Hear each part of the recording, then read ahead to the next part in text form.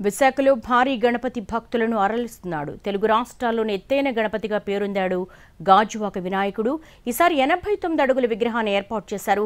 ఈ మహా గణపతిని చూసేందుకు భక్తులు తరలి వస్తున్నారు. మరింత సమాచారాన్ని మా ప్రతినిధి చిరంజీవి అందిస్తారు.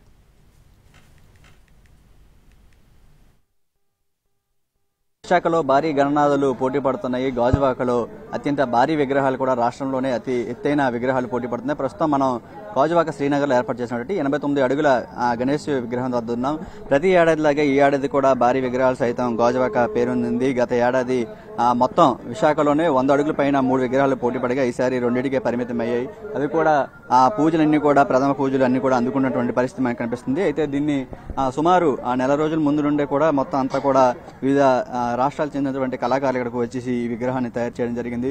ప్రస్తుతానికైతే తొలి పూజలు అందుకుంటున్నటువంటి దృశ్యాలు మనం చూడొచ్చు. ప్రస్తుతం మనతో మాట్లాడడానికి భక్తులు అదేవిధంగా కమిటీ సభ్యులు కూడా ఉన్నారు. వాళ్ళతో మాట్లాడే ప్రయత్నం చేద్దాం. గణేష్ గారు చెప్పండి, లాస్ట్ ఇయర్కి ఈ ఇయర్కి సైజు తగ్గింది, ఆ విగ్రహం కూడా మొత్తం లొకేషన్ మారింది, ఎందుకంటారు?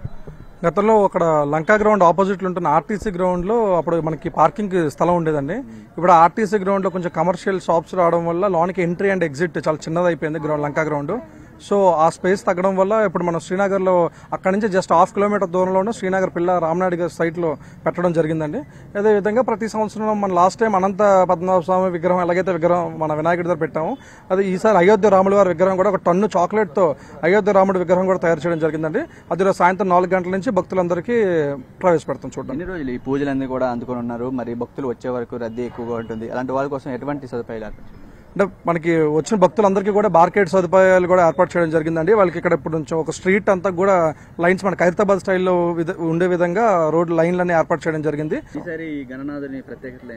ఈ స్వామివారిని మహా ఉచ్చిష్ట గణపతి స్వామివారి మా పండితులు వెంకట హరీష్ గారు సూచన మేరకు ఆయన ఇచ్చిన ప్లానింగ్ ప్రకారం పెట్టడం జరిగిందండి. వివరాలన్నీ కూడా గురుగారు తెలియజేస్తారు. మరోవైపు భక్తులు కూడా ఇక్కడ రావడం జరిగింది, తొలి పూజలు కూడా జరుపుకోవడం జరిగింది. ప్రస్తుతం మనతో మాట్లాడడానికి ఉన్నారు, వాళ్ళతో మాట్లాడారు. సార్ చెప్పండి, గత ఏడాదికి ఈ ఏడాదికి పూజలు కూడా మళ్ళీ అనుకుంటున్నారు. గాజువాక వినాయకులకి ఫేమస్ అవుతుంది, ఏ విధంగా చూడాలి?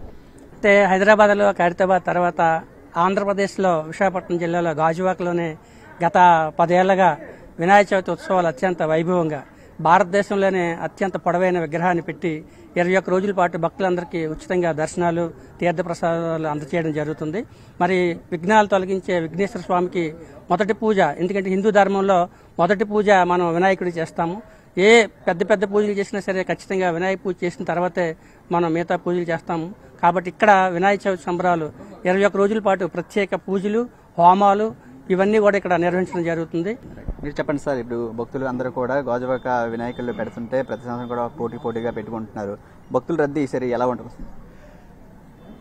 అందరికీ వినాయక చవితి శుభాకాంక్షలు అండి. ముందుగా ఇప్పుడు వినాయక చవితి అంటే ప్రతి విలేజ్లో ప్రతి టౌన్లో కూడా పెట్టుకుని పిల్లలు చేసుకునే వ్యవహారం.